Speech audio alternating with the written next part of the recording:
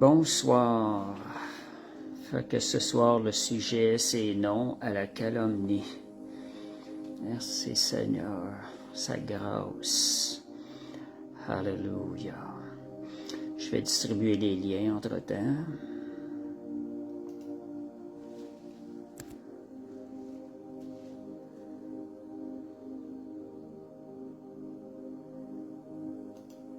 À la calomnie.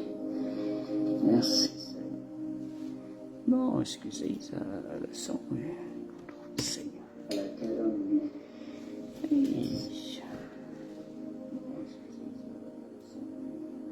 Bon, on va y arriver.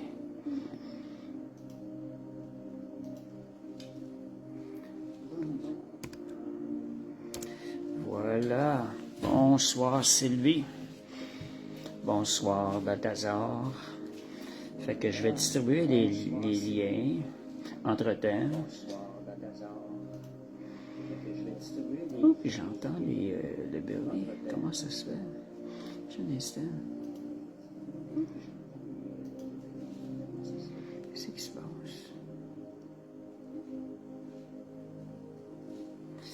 Bon.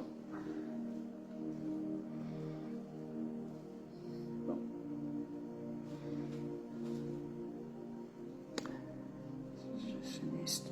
Le son est enlevé, puis j'entends quand même 2 fois. Excusez, je vois ce qui se passe. OK.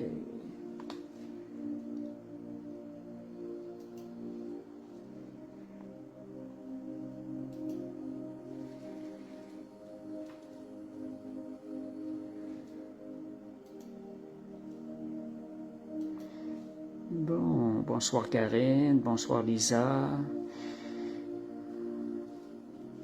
Bonsoir Monique.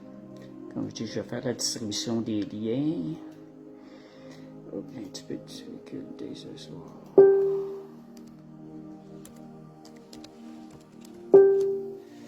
Qu'est-ce qui se passe que j'entends super vite un peu partout?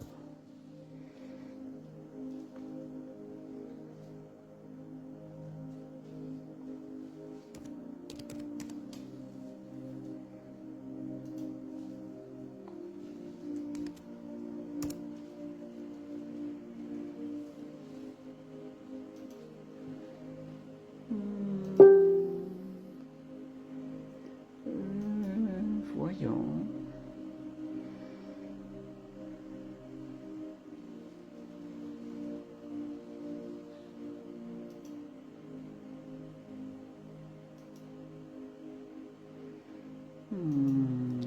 C'est Seigneur, amen.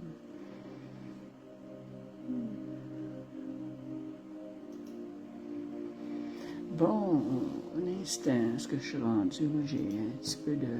Excusez-moi, je continue à distribuer les liens.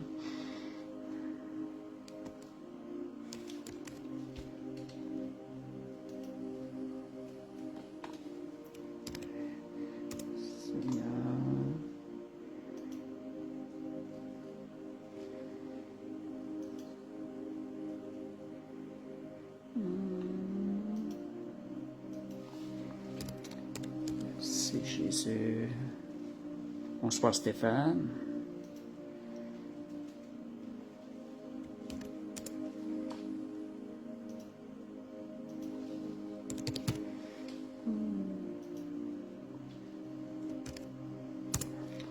Voilà.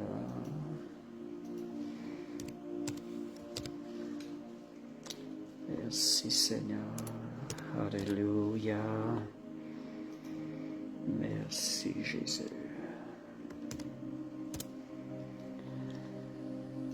Il m'en reste 2. Gloire à Jésus.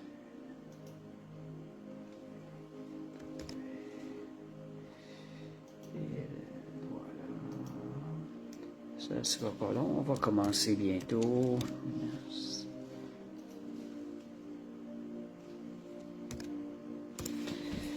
Et je suis rendu. OK.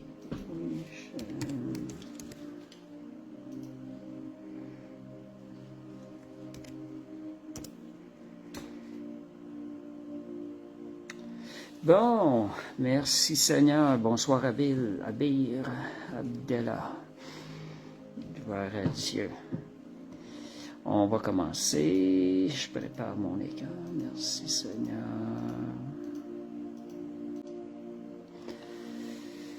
Bon, alléluia. On va commencer avec la prière. Père Céleste, on veut te remercier ce privilège, Seigneur, d'entendre ta parole. Seigneur, que tu parles à nos cœurs. Seigneur, que notre esprit, nos esprits soient disposés à entendre, à recevoir l'enseignement que tu as pour nous. Seigneur, nous voulons être différents après cet enseignement, Seigneur, que nous l'étions avant.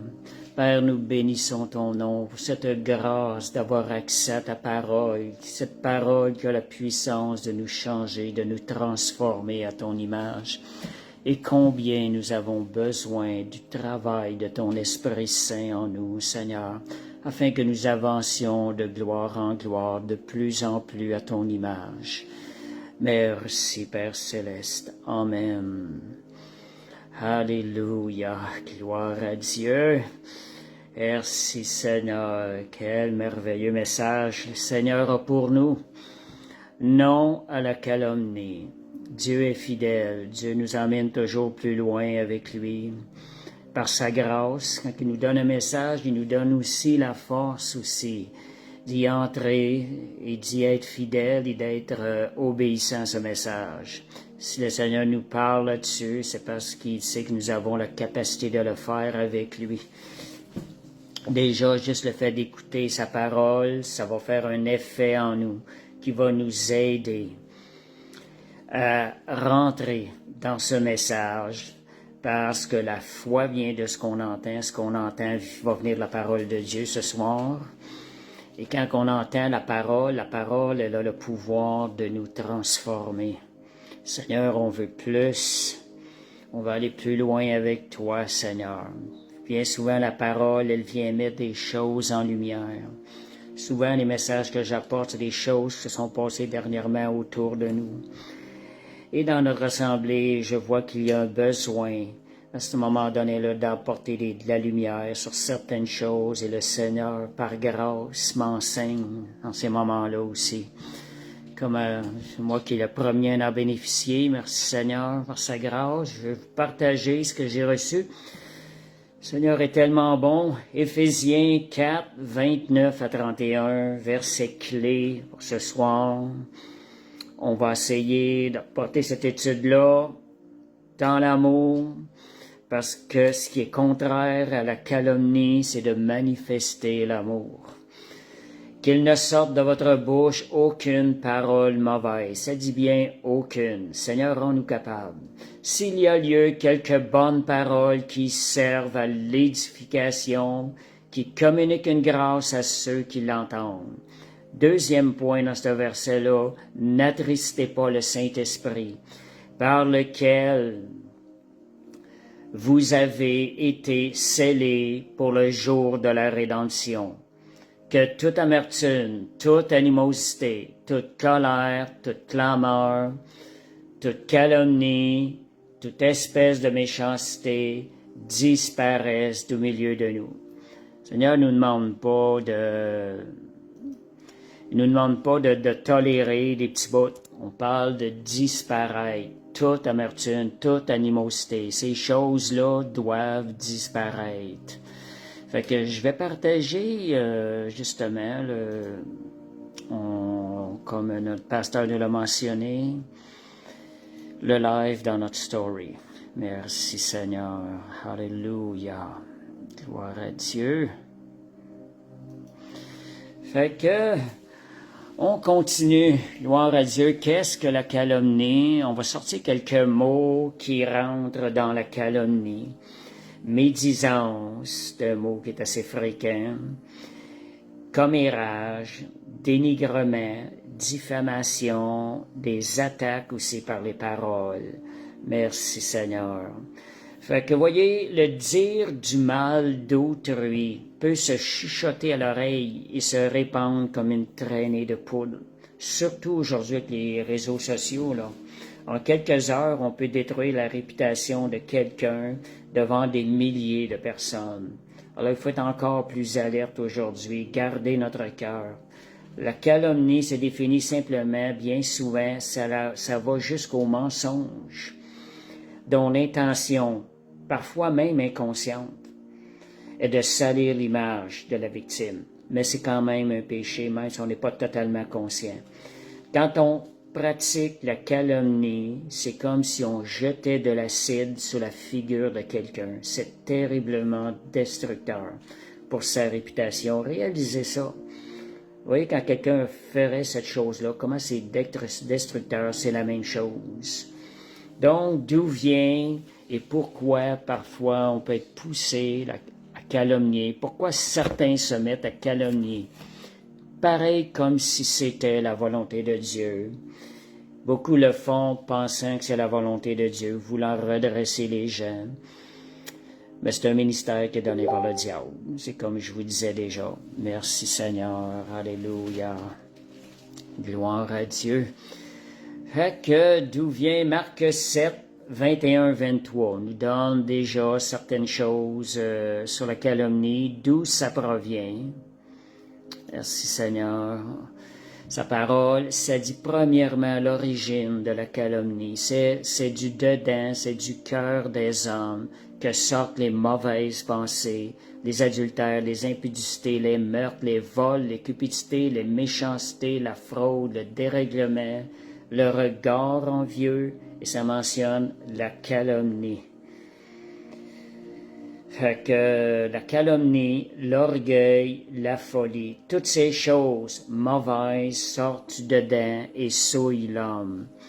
Nadia mentionnait Paul qui pensait faire la volonté de Dieu. Son cœur n'avait pas été purifié par le Seigneur. Donc, la méchanceté de son cœur mettait les chrétiens en prison à ce moment donné-là. Donc, ça part du dedans quand une personne se met à calomnier et ça souille l'homme. 2 Corinthiens 12, verset 20, qui définit certaines autres choses dans la calomnie. Je crains de trouver des querelles, la jalousie, des animosités, des cabales, des médisances et des calomnies, de l'orgueil, des troubles.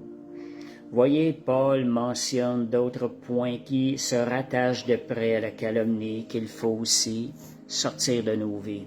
Il faut faire attention à ces choses-là, être alerte.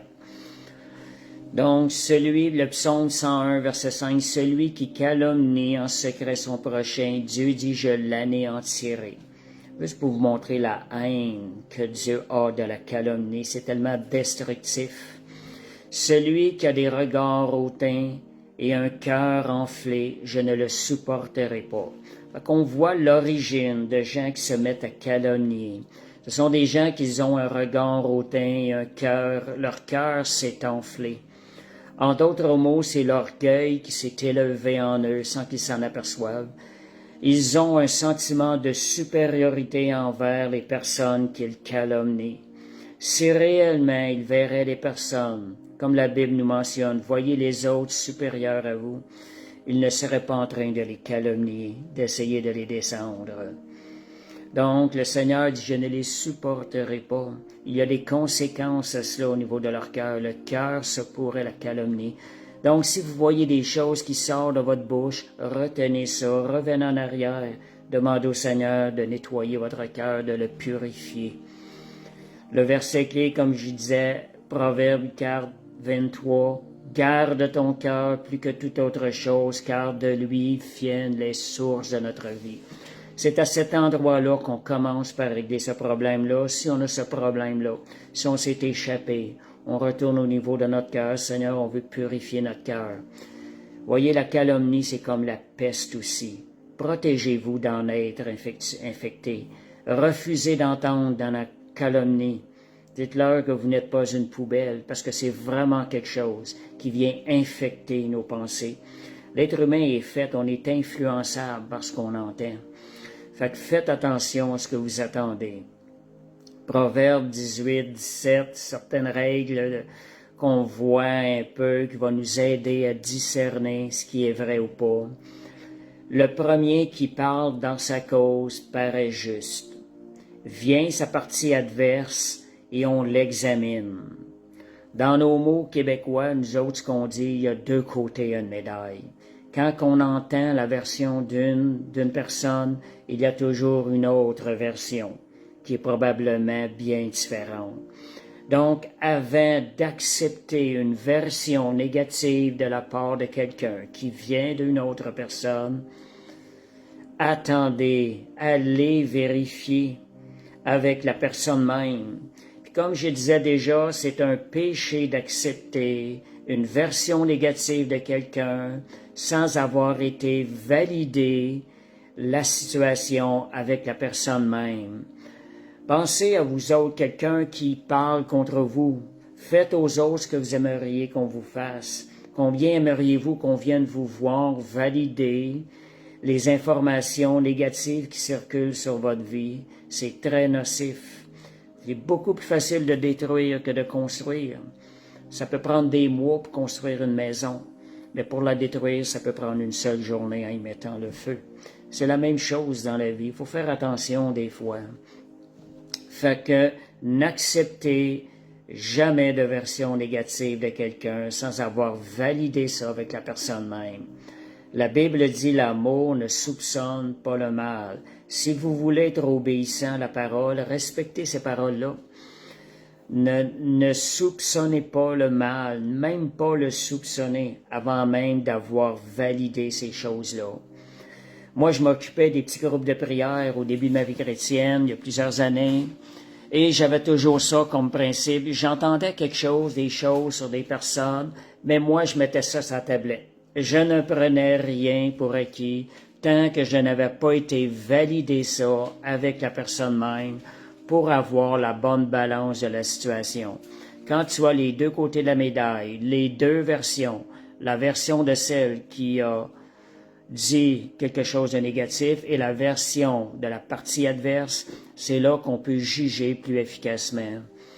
Donc, validez toujours l'information avec la personne même, à la source même, avant même de recevoir ça, avant même de soupçonner le mal de cette personne-là. Si vous n'avez pas l'occasion d'aller valider, mettez ça de côté, mais n'acceptez pas ça. Vous allez vous garder. Vous n'avez pas besoin de version négative de personne pour grandir dans le Seigneur. Vous n'avez pas besoin de ça. Marchez dans l'amour. Marchez, il y a plein de versets dans le Nouveau Testament qui nous parlent les uns des autres, de s'encourager, de ne pas, de s'aider les uns les autres, de se pardonner les uns les autres, de s'entraider les uns les autres. Il y a une multitude de versets. Gardez ces choses-là plutôt à l'esprit. Fait que discerner le fruit que va porter ce message va vous montrer l'esprit qui est derrière le message. Si vous entendez un message qui est négatif, discernez le fruit que ce message-là peut porter dans votre vie. Ça va aussi vous montrer l'esprit qui est derrière le message.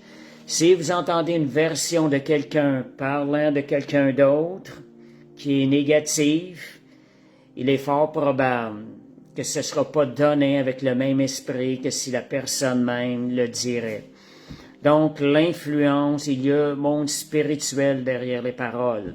Si nous écoutons des choses négatives, et c'est l'esprit du mal qui est en arrière qui va travailler à semer du négatif dans notre vie. Faites attention à ça. Fait que la Bible nous dit de façon très simple et claire, ne jugez point. Matthieu 7.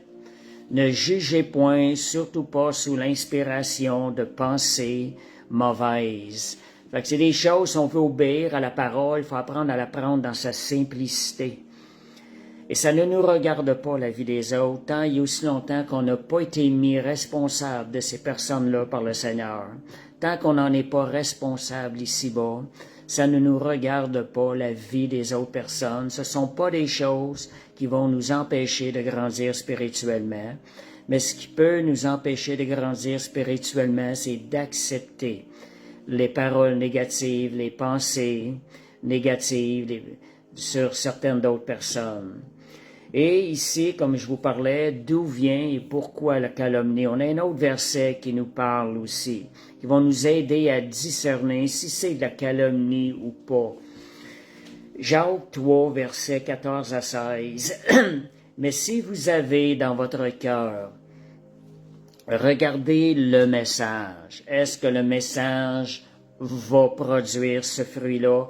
Est-ce que ce message porte ce fruit-là? Si vous avez dans votre cœur un zèle amer, un esprit de dispute, ne vous glorifiez pas et ne mentez pas contre la vérité. Cette sagesse n'est point celle qui vient d'en haut, mais elle est terrestre, charnelle, diabolique. On dit même que c'est diabolique.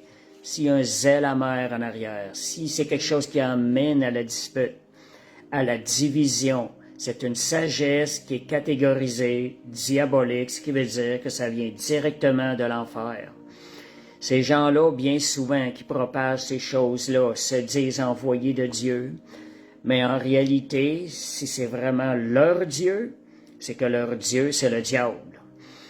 Donc, car là où il y a un zèle amer, un esprit de dispute, il y a du désordre et toutes sortes de mauvaises actions, la sagesse d'en haut, regardez ce qui est bon.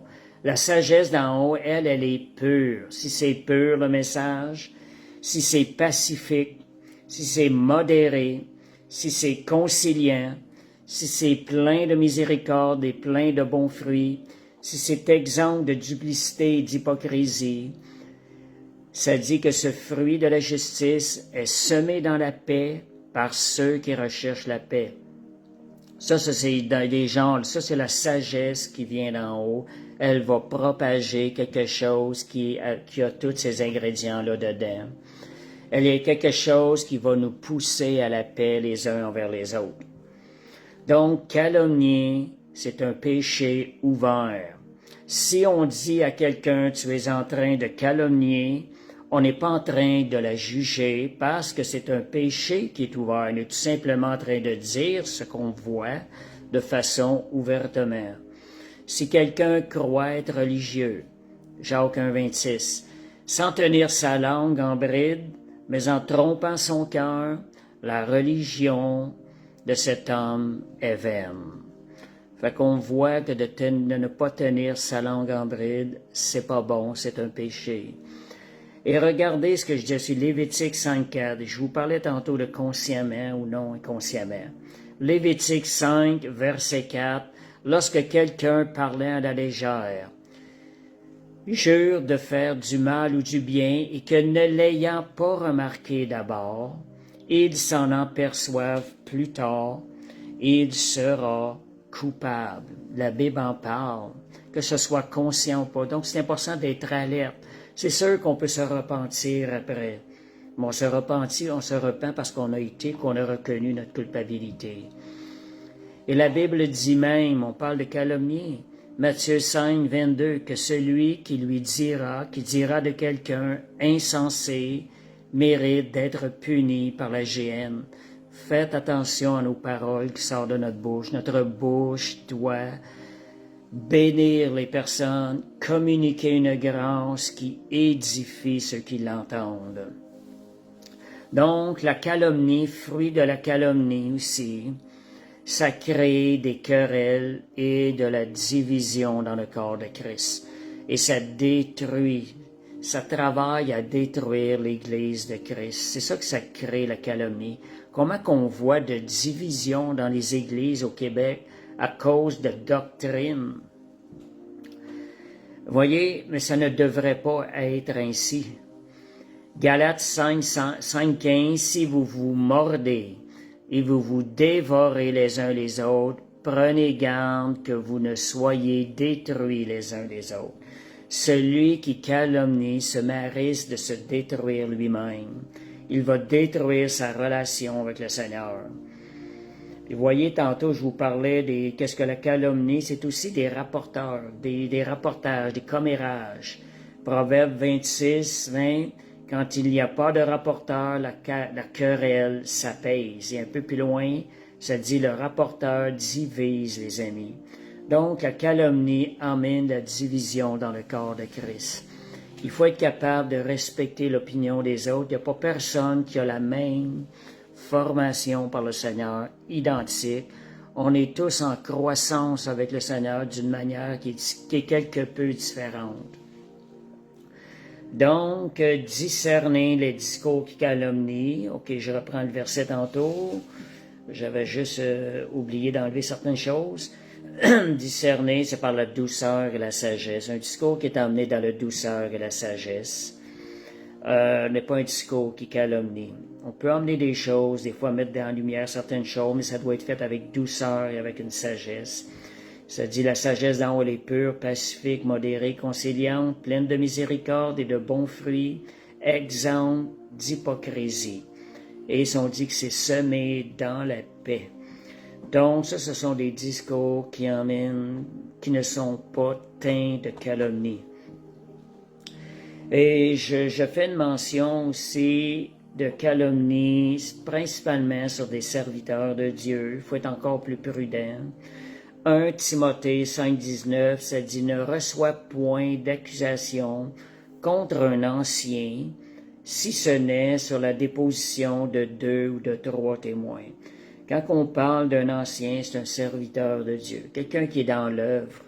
On n'accepte pas d'accusation, on n'a pas accepté ça, à moins que ce soit des témoins qui étaient là sur place. Vaut mieux s'occuper de nos affaires. La Bible dit même « Ne touchez point à mes oins ». Ça, c'est le Seigneur qui nous a dit ça dans l'Ancien Testament. Donc, avant de faire une déclaration négative sur une œuvre spirituelle, pensez-y 2 fois. Ne courez pas le risque d'attrister ou de blasphémer le Saint-Esprit. Quand il est question de juger les choses de l'Esprit, si on n'a pas reçu la révélation, on est à risque de se tromper. Il faut faire attention. Des fois, on pense, le verset nous disait de ne pas attrister le Saint-Esprit. Ce qu'on réalise, c'est quoi attrister le Saint-Esprit? Vous savez, on a été touché quand sa Bible dit, il a été blessé par nos péchés. Jésus a été blessé il y a 2000 ans par nos péchés. Lorsqu'il était sur la croix, ce qui l'a emmené sur la croix.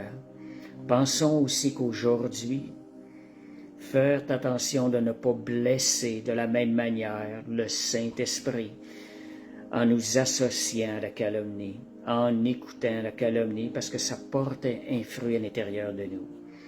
Puis une autre chose qu'il faut faire attention aussi quand on parle avec des gens, il est important d'entendre, de connaître les gens, leur vie et tous les gens qu'on écoute.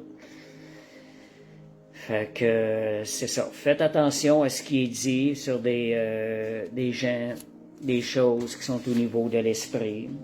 On utilise souvent les termes faux évangiles, faux Christ, satanistes, sont dans le satanisme. On les associe des fois avec des sectes, sans que ce soit nécessairement approuvé. Et bien souvent, je vois ça, c'est qu'on vient rechercher leur vie avant qu'ils connaissent le Seigneur pour encore aggraver leur situation et détruire davantage leur témoignage. Fait que faites attention, n'entrez pas là-dedans. Ce sont des discours remplis de haine. Donc, merci Seigneur. Alléluia. Et il faut... Oups, mon petit... j'ai perdu mon papier. Bon, il faut se garder de la calomnie. Jérémie 9,4. Ça dit que chacun se tienne en garde contre son ami. Il faut quand même faire attention, être alerte. On n'est pas dans un monde où tout le monde est saint. Nous-mêmes, on peut faire des erreurs aussi. Et donc, on ne se fie à aucun de ses frères, car tout frère cherche à tromper, tout ami répand des calomnies. Si vous voyez un ami qui répand des calomnies, faites attention de ne pas tomber infecté. Ça c'est dans l'Ancien Testament, Jérémie 9, verset 4. Ayez plutôt ce principe-là quand vous entendez des choses, quand vous avez à cœur de partager quelque chose. Arrêtez-vous. N'en parlez qu'à la personne responsable seulement, qu'à la personne qui peut appliquer un changement, et non pas à d'autres personnes autour avant d'aller en passer à la personne, juste pour éviter la calomnie, éviter des fois de la médisance. Et pensez, faites aux autres ce que vous aimeriez qu'on vous fasse envers vous. Fait que soyez sages à ce niveau-là. Et j'avais publié quelque chose, je trouvais ça très bon, ça disait « Même un poisson peut éviter un gros problème s'il garde sa bouche fermée. » Vous voyez, nous autres, si on garde la bouche fermée, on peut éviter de gros problèmes, de gros péchés aussi. Fait que le poisson est une image qui peut nous rappeler ces choses-là. Donc, si on veut être traité avec amour et respect, traitons aussi les gens avec amour et respect. Dieu, ce sont les enfants de Dieu. Dieu va s'en occuper. Dieu est un bon Père. Donc, la calomnie, c'est un principe, une pratique qu'on doit crucifier parce que ça vient de la chair. La Bible nous enseigne à crucifier la chair. Fait que ce sont des choses qu'il faut mettre à mort dans notre vie, sortir de nos vies, travaillons à ces choses-là. Réalisons le pouvoir que ça a de détruire le corps de Christ et de créer des divisions. Il faut s'éloigner de ces choses-là. On parle d'Église unie ici. Il y a cette semaine, j'ai vu un prédicateur qui était en Afrique. Il y a un lot d'églises qui s'unissent ensemble pour pouvoir l'inviter. On ne voit pas ça souvent au Québec. Vous voyez, c'est là. Il faut apprendre à arrêter de juger les uns les autres. Donc, la calomnie peut être un obstacle à nos prières si nous n'avons pas travaillé à réparer complètement la situation. Donc, oui, c'est un obstacle. Matthieu 5, 22, 24 nous parle d'offrande. Il en est de même. Ce que Dieu peut recevoir de nous, notre prière. Je vous dis que quiconque se met en colère. OK, j'en ai un petit peu plus loin. Si donc tu présentes ton offrande à l'autel et que là tu te souviennes que ton frère a quelque chose contre toi, laisse là ton offrande devant l'autel et va te réconcilier avec ton frère, puis viens présenter ton offrande. Excusez pour le bruit, là c'est le chat qui fait du bruit avec un crayon. Fait que merci Seigneur, soyons alertes à ça si on veut faire la volonté de Dieu.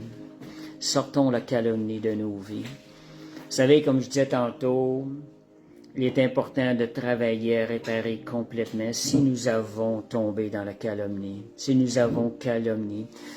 On a tous subi, comme frères et sœurs, dans les églises chrétiennes, de la calomnie parfois, de la médisance contre un frère. On a été rabaissé par quelqu'un, quel que soit. Voyez le tort que ça nous a fait, puis combien ça nous a blessés. Ce sont des choses qu'il faut réaliser dans le sens inverse. Si nous avons réalisé que nous avons répandu de choses négatives, de la calomnie envers quelqu'un, assurons-nous de réparer complètement. Je dirais que très peu le font, très peu réparent. Des fois, on ne s'arrête pas assez pour réaliser le mal, mais quand nous, on le vit, celui qui le vit, qui a été blessé, il le vit longtemps, lui. J'ai vécu des choses. À ce moment donné-là, il faut apprendre, c'est là qu'il faut apprendre à pardonner.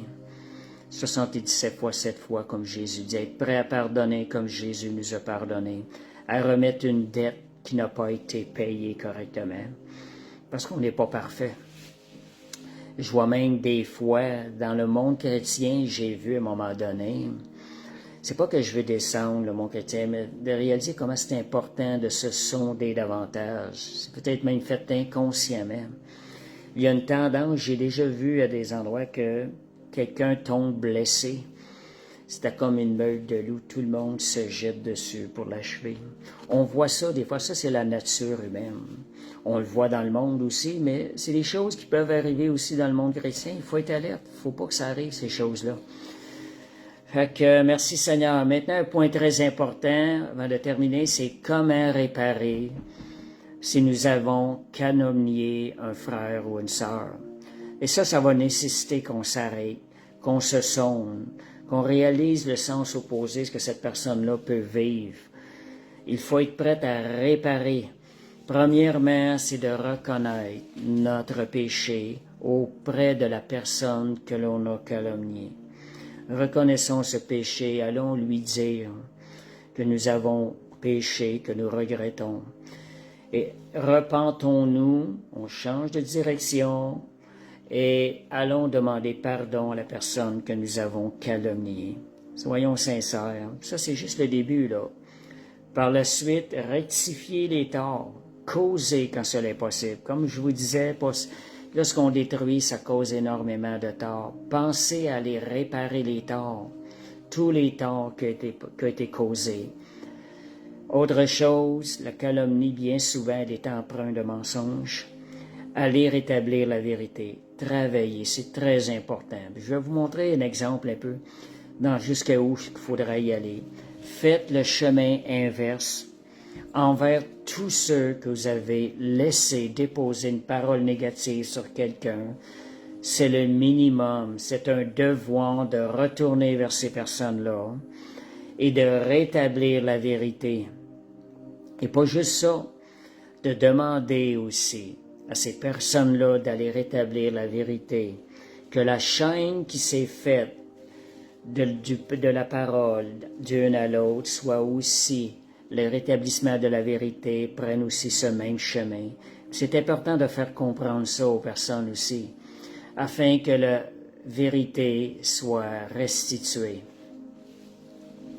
Donc, dans les réseaux sociaux, c'est un peu plus difficile parce que ça va tellement vite.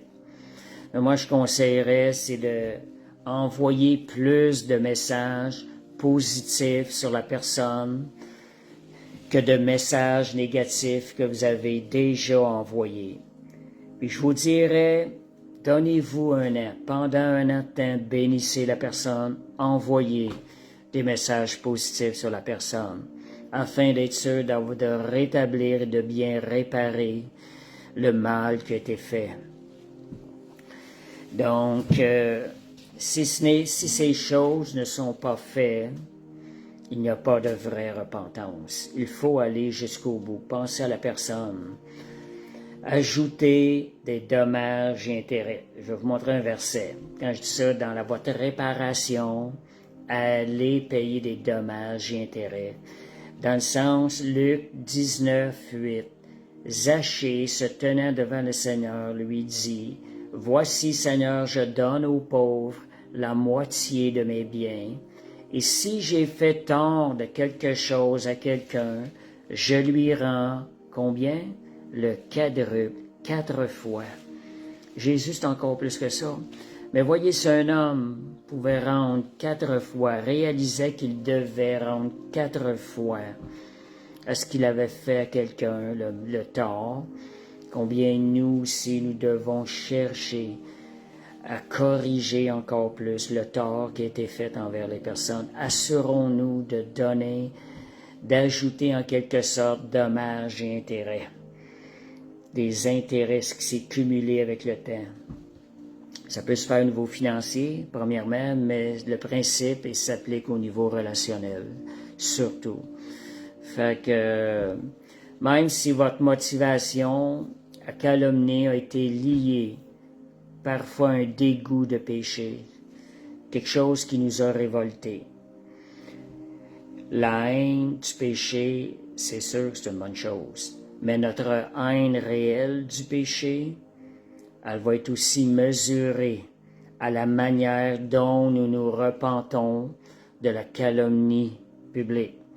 Beaucoup de gens vont se mettre à calomnier parce qu'ils n'acceptent pas quelque chose sur quelqu'un, mais en réalité sont en train de faire un péché encore plus grave que le péché qui les emmène à calomnier.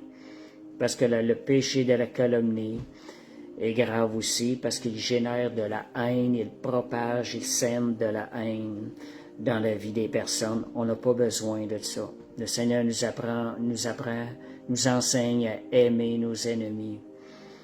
Donc, ayons en horreur le péché de calomnie autant que tous les autres péchés, je dirais même encore plus. Parce que ça, c'est une semence qui est comme, c'est contagieux dans la vie des personnes. Donc, protégez-vous. Vous n'avez pas besoin d'entendre la calomnie sur des personnes, des enseignements, des gens que vous ne connaissez pas. Laissez-les tout simplement de côté si vous n'y abordez pas. Protégez-vous des mauvaises pensées. envers des personnes et vous, concentrez-vous de marcher avec le Seigneur. Et ce qui est important, c'est les gens aussi autour de nous. Je donne une petite mention pour les responsables d'église ou des mentors, ce qui est quelque peu différent. Nous, on n'a pas de compte à rendre à des gens dont nous ne sommes pas responsables, encore moins à des gens dont nous ne connaissons pas leur vie personnelle. On n'a pas de compte rendu, on n'a pas rien à dire de négatif sur eux autres, ça ne nous regarde pas. Préservons-nous. Mais dans le cas des responsables d'Église, il y a quand même une certaine responsabilité. Donc, je relève ici juste un verset qui mentionne un peu, j'ai pas marqué le verset, ce qui est important. Le responsable d'Église a une certaine responsabilité d'influence envers les gens dont il a été mis responsable par le Seigneur. Et nous aussi, entre frères et sœurs, on est en partie responsable de nos frères et de nos sœurs, de veiller sur eux. Donc, le responsable doit enseigner par l'exemple. Il faut qu'un responsable de l'Église, je pense que c'est dans Timothée ça, soit irréprochable et fidèle envers sa femme, parce qu'il doit enseigner par l'exemple. Il doit faire preuve de modération, être équilibré et respectable, hospitalier et capable d'enseigner.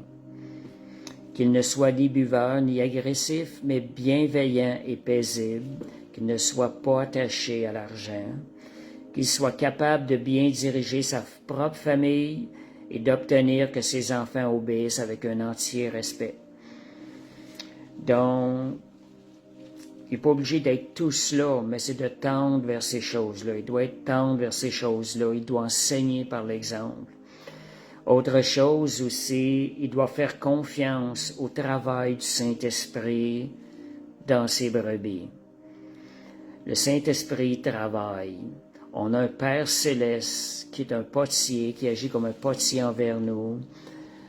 Le responsable d'Église, d'Assemblée doit aussi faire confiance au travail du Saint-Esprit, doit coopérer avec le Saint-Esprit.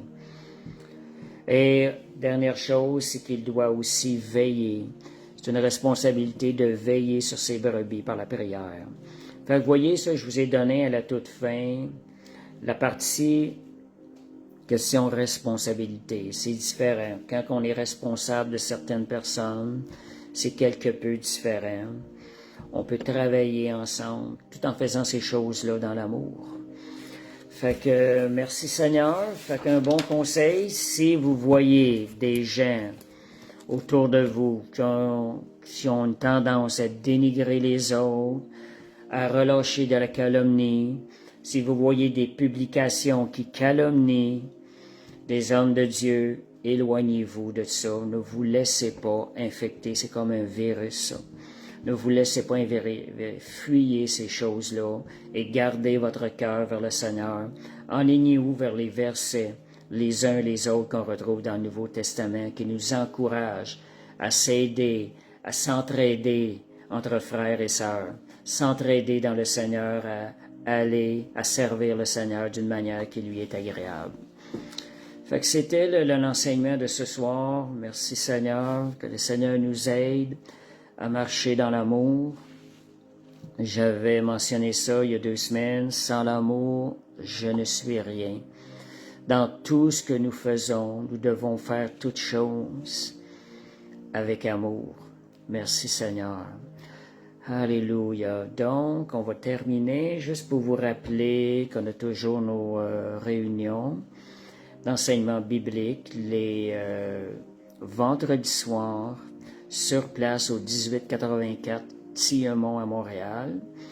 Et on a aussi l'assemblée du dimanche qui est à 2h de l'après-midi au même endroit. Fait que vous êtes le bienvenu si vous voulez venir nous visiter.